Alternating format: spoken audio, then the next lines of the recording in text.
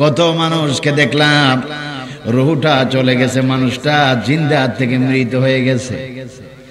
কিন্তু ভাইরা আমার, এই যে মানুষটা চলে গেছে, কিভাবে গেল, কিভাবে প্রাণ কবজ হলো, তিনি ছাড়া আর আল্লাহ ছাড়া কেউ জানে না।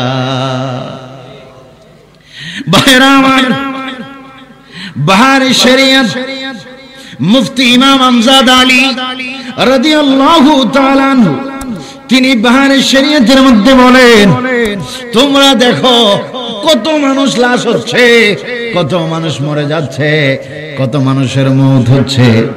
সোজা সুজি দেখো, হাতটা সোজা হয়ে গেছে, পাওটা সোজা হয়ে গেছে, কিন্তু মৃত্যু কত ভয়ঙ্কর, কত কষ্ট, এটা যে মরে শুধু সেই জানে। সুবহানাল্লাহ।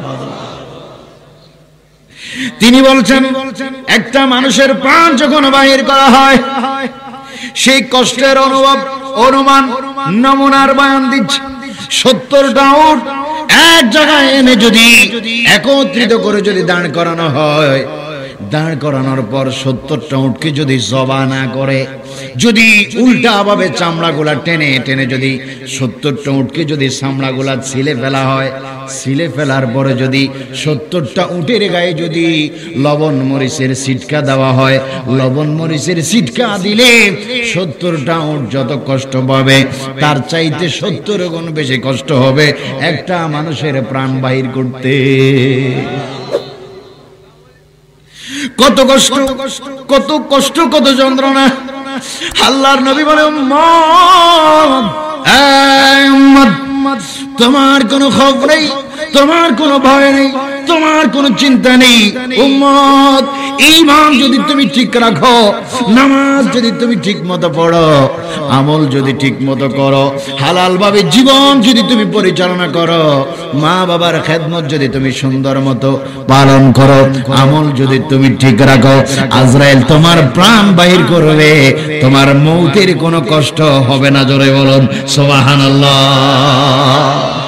এজন্য হাদিসে পাকে এসেছে, যখন একটা আশিক উম্মত ইন্তেকাল হয়, একটা সুন্নি ইমানদার উম্মত যখন ইন্তেকাল হয়, ওই মুহূর্তে আজরাইল আসার আগে, শয়তান ঈমান লুট করার আগে আমার নবী হাজির হয়ে যায়।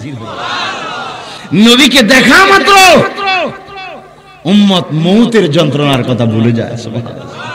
আপনারা জানেন, সবাই জানেন, নবীদের মধ্যে সবচাইতে সুন্দর ছিলেন হযরত ইউসুফ আলাইহিস সালাম। নাম কি? ইউসুফ আলাইহিস সালাম। এত সুন্দর ছিলেন, ইউসুফ নবীকে মিশরের মেয়েরা দেখার একটু আগ্রহ প্রকাশ করলেন। এত সুন্দর শুনতেছি, কেমন সুন্দর একটু দেখব।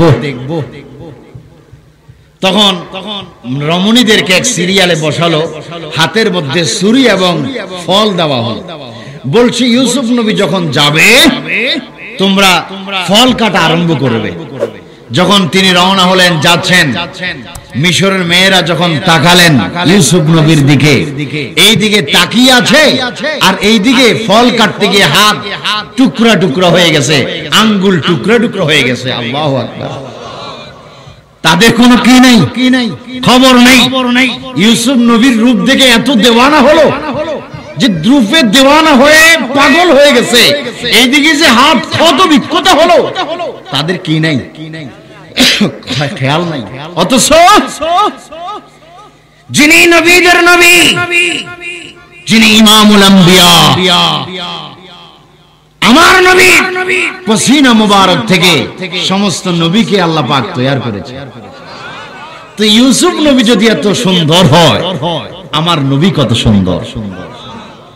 এজন্য মা আয়েশা সিদ্দিকা রাদিয়াল্লাহু তাআলা আনহা বলেন, মিশরের মেয়েরা ইউসুফ নবীকে দেখে রূপে দেওয়ানা হয়ে তারা লেবু কাটতে গিয়ে হাত কেটে ফেলেছে, তাদের খবর নাই। আর এই যুগে যদি মিশরের নারীরা আমার মদিনার নবী, কামলিওয়ালা নবী, নূরানি চেহারা দেখতো, তারা ফল কাটতে গিয়ে হাত কাটার পরিবর্তে তারা গর্দান কেটে দিত। চিৎকার দিয়ে বলুন সুবহানাল্লাহ।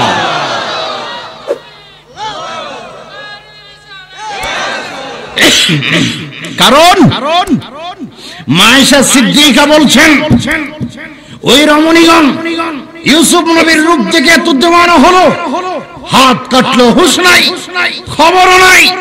আর আমার নবীকে সাহাবায়ে কেরাম দেখার পর, ঈমান আনার পর তারা এত দেওয়ানো হলো, তারা জীবনের চিন্তা করেন নাই। তারা বদরের ময়দানে, জিহাদের ময়দানে নবীর জন্য তারা গর্দান দিয়ে দিয়েছে। চিৎকার দিয়ে বলুন আল্লাহু আকবার। বলুন ইয়া রাসূলুল্লাহ, ইয়া রাসূলুল্লাহ। এজন্য আল্লামা শেখ আব্দুল হক মুহাদ্দিস দেহলভী রাদিয়াল্লাহু তাআলা আনহু তিনি বলছেন মাদারিজুন নবুওয়াত কিতাবের মধ্যে যে যারা মৃত্যুর সময় আশিকে রাসূল নবীর প্রেমিক তারা যখন ইন্তেকাল হবে তাদের ইন্তেকালের সময় রাসূল উপস্থিত থাকে। তো ওই সময় রাসূলকে দেখা মাত্র আজরাইল যে প্রাণ নেয় ওই প্রাণ নেওয়ার কষ্ট তাদের অনুভব হয় না। আরে জোরে বলুন না সুবহানাল্লাহ। তো আমরা আশিকে রাসূল হয়ে বাঁচতে চাই কিনা? আশিকে রাসূল হয়ে মরতে চাই কিনা? আশিকে রাসূল হয়ে উঠতে চাই কিনা? আমিন কোন আমিন।